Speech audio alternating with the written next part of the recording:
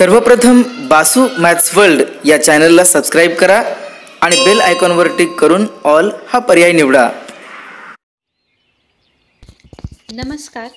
आजच्या या भागामध्ये आपण आकलन या घटकातील कविता आणि त्यावर आधारित प्रश्न या उपघटकासंबंधी माहिती घेणार आहोत। तर कविता आणि त्यावर आधारित प्रश्न सोडविताना काही महत्त्वाच्या बाबी लक्षात घेणे आवश्यक आहे। त्या बाबी कोणत्या आहेत मग? चला तर मग आपण जाणून घेऊयात।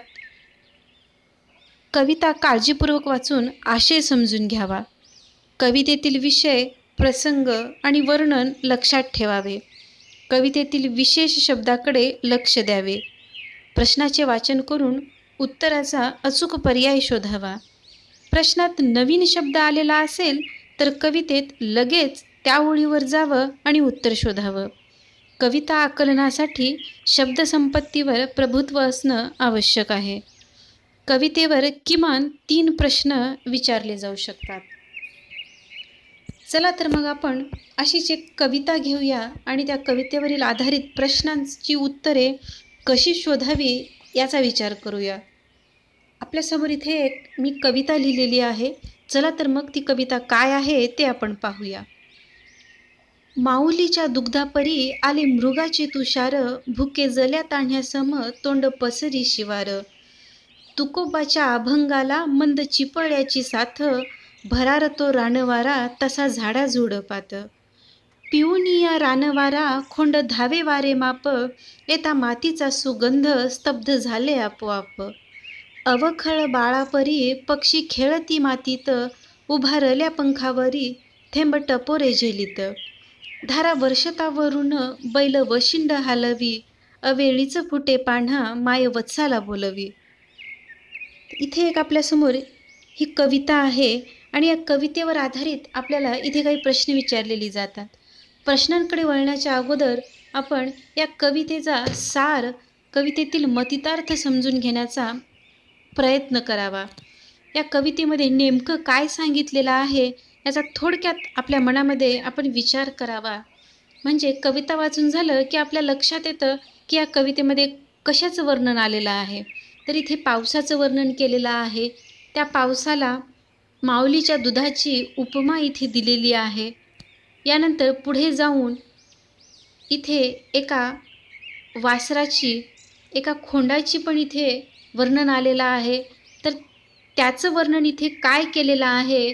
पिऊनिया रानवारा खोंड धावे वारे माप, येता मातीचा सुगंध स्तब्ध झाले आपोआप। ह्या ज्या कविता आहेत त्या कविता आधी आपण समजून घ्याव्यात आणि मग त्या प्रश्नांची उत्तरे सोडवण्याकडे आपण वळावे।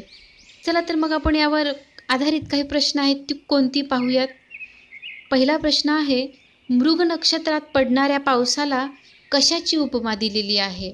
तर पर्याय आहेत, पर्याय क्रमांक 1 आईच्या दुधाची, पर्याय क्रमांक 2 अवखळ बाळाची, पर्याय क्रमांक 3 भिनलेल्या शिवाराची आणि पर्याय क्रमांक 4 आहे तुकोबाच्या अभंगाची। आता थोड्या वेळ व्हिडिओ पॉज करा आणि कवितेकडे थोडंसं आपण लक्ष देऊया। तर पहिल्याच ओळीमध्ये काय लिहिलेले आहे पहा, माऊलीच्या दुग्धापरी आले मृगाचे तुषार। म्हणजेच मृगाचे तुषार म्हणजे मृग नक्षत्रातला जो पाऊस आहे त्या पावसाला इथे कशाची उपमा दिलेली आहे? मग माऊलीच्या दुग्धापरी म्हणजे आईच्या दुधाची इथे उपमा दिलेली आपल्याला दिसून येते।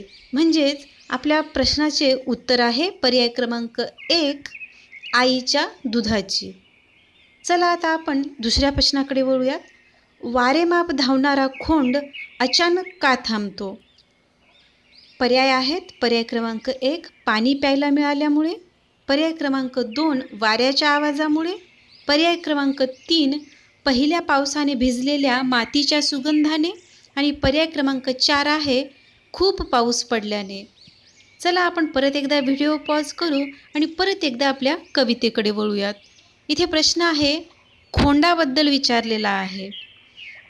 वारेमाप धावणारा खोंड अचानक का थांबतो?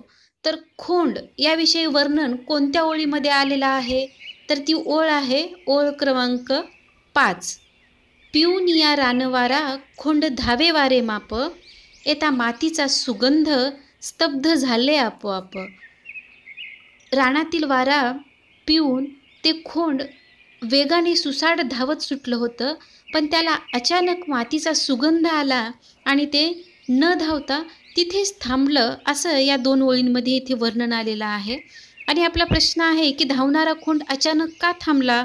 तर या प्रश्नाचं उत्तर आहे पर्याय क्रमांक 3.